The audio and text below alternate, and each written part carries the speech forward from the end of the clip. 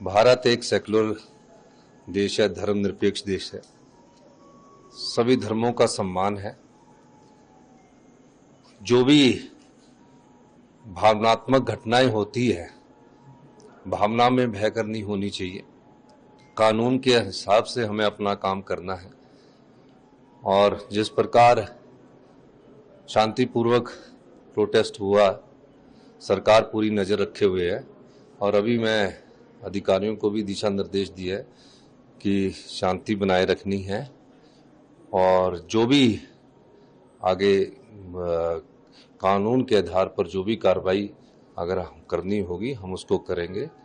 यही मैं कहना चाहता हूँ। बेसिकली जो प्रोटेस्टर्स हैं वो कह रहे हैं कि ये इलीगल कंस्ट्रक्शन है, हालांकि जो रेवेन्यू रिकॉर्ड है और जो अनऑथराइज्ड कंस्ट्रक्शन है, अगर हम अनऑथराइज्ड की बात करें तो शिमला में नहीं, देखिए, प्रोटेस्टर अगर इलीगल कंस्ट्रक्शन कह रहे हैं तो वो मामला मेरे ख्याल कोर्ट में चला है और कोर्ट उसमें जो भी इलीगल होगा या लीगल होगा उसका फैसला करेगा।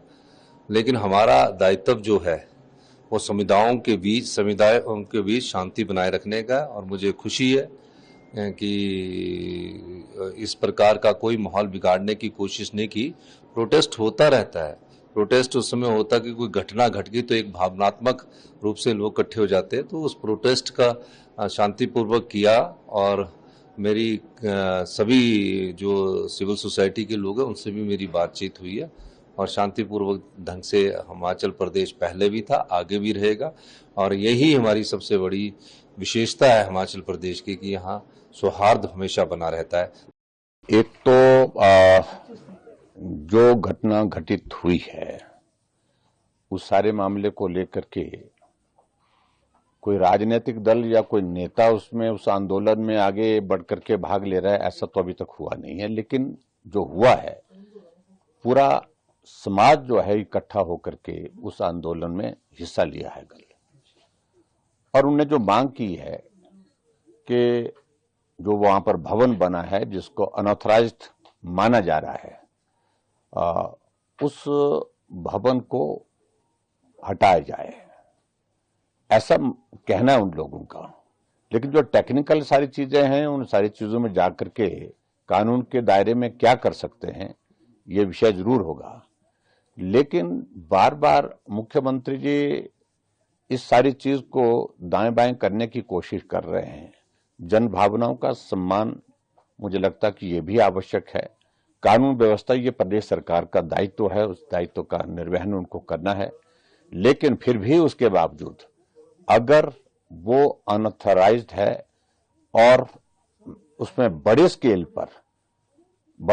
पर जो है वो कंस्ट्रक्शन हुई है, तो उसके पैरामीटर एक जैसे नहीं हो सकते हैं, क्योंकि मैसिव कंस्ट्रक्शन हुई है, मैसिव वो उसका बिल्डिंग का स्ट्रक्चर है। तो अनऑथराइज्ड किसी ने छज्जा बढ़ा दिया, किसी ने थोड़ी बहुत वायलेशन कर ली, वो समझ में आता है। लेकिन ये बहुत मैसिव स्ट्रक्चर है और मैसिव स्ट्रक्चर के खिलाफ मुझे लगता है कि तुरंत इसमें कार्रवाई करनी चाहिए। और मैं इस बात को भी देख रहा हूं कि अगर कार्रवाई नहीं हुई तो ऐसा लग रहा है कि जन भावनाएं जो है वो आसानी से रुकने वाली नहीं। इस बात को मैं देख रहा हूं क्योंकि लोगों का गुस्सा बहुत ज्यादा है। इलीगली जो इमिग्रेंट्स हैं, जो मुस्लिम पॉपुलेशन है खासकर, उस पर भी रोष है।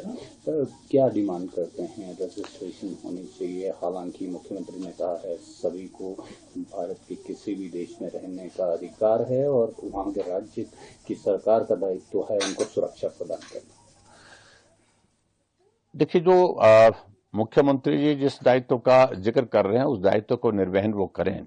लेकिन ये बात सत्य है, जो लोग भी कह रहे हैं, हम सब लोग महसूस कर रहे हैं कि बड़ी संख्या में लोग बाहर से आए, उनकी वेरिफिकेशन अभी तक हुई नहीं है। वो कौन लोग हैं, कहां के रहने वाले हैं, ये जानना तो बहुत आवश्यक है। अगर इसके लिए लोग मांग कर रहे हैं तो मैं समझता हूं कि कोई गलत बात नहीं है।